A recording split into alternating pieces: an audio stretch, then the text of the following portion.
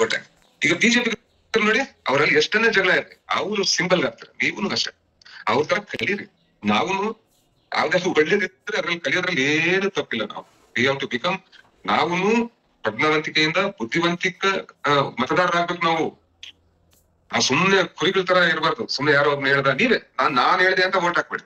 ಎಲ್ಲ ಪ್ರಜ್ಞಾವಂತಿಕ ಅಹಿಂದ ಮತದಾರರೇ ನಾನ್ ಹೇಳ್ದೆ ಅಂತ ಓಟ್ ಹಾಕ್ಬೇಡಿ. ನೀವೇ ಥಿಂಕ್ ಮಾಡಿ, ತಗೊಳ್ಳಿ ಒಂದ್ ಪೆನ್ನು ಪುಸ್ತಕ ತಗೊಳ್ಳಿ, ಯಾರ್ಯಾರು ಬಲ ನೋಡಿ, ನಾನ್ ಇಲ್ಲಿ ಓಟ್ ಹಾಕ್ರೆ ಏನಾಗುತ್ತೆ ಅಂತ ನೀವೇ ಥಿಂಕ್ ಮಾಡಿ.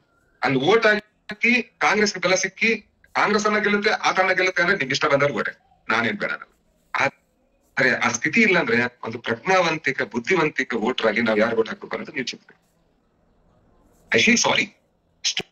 ಒಳ್ಳೆ ಇಂಟೆಲಿಜೆಂಟ್ ಬಾಯ್ ಫ್ರಮ್ ಬ್ಯಾಕ್ವರ್ಡ್ ಕುರುಬ ಕಮ್ಯುನಿಟಿ, ನಾನು ಈ ಮಾತು ಹೇಳ್ತಾ ಇದೀನಲ್ಲ ಅಂತ ನನಗೆ ಮನಸ್ಸಲ್ಲಿ ನೋವು ಆಗ್ತಾ ಇದೆ. ಬಟ್ ನನಗೆ ಸಿದ್ಧಾಂತ ಇಂಪಾರ್ಟೆಂಟ್, ನನಗೆ ನನ್ನ ಕಾನ್ಸ್ಟಿಟ್ಯೂಷನ್ ಇಂಪಾರ್ಟೆಂಟ್, ನನಗೆ ಈ ಮೋದಿನ ನನ್ನ ಪ್ರಯಾರಿಟಿ ಸತಿ ಮೋದಿನ ಮನೆ ಕಳಿಸ್ಬೇಕು ಅಂತ.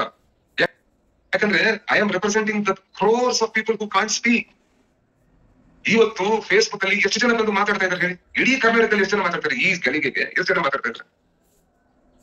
5 ಜನ 10 ಜನ ಅಷ್ಟೇ. ದಟ್ ಮೀನ್ಸ್ ನಮ್ಮಂತವ್ರು ಮಾತಾಡೋರು ಎಷ್ಟೊಂದು ಜನ voice of the silent majority. ನಾವೆಲ್ಲ noisy minority is making lot of noise. ಆದ್ರೆ ಧ್ವನಿ ಇಲ್ಲದ ಬಹುಸಂಖ್ಯಾತರ ಪರವಾಗಿ ನಾನು ಇವತ್ತು ಮಾತಾಡ್ತಾ ಇರೋದು.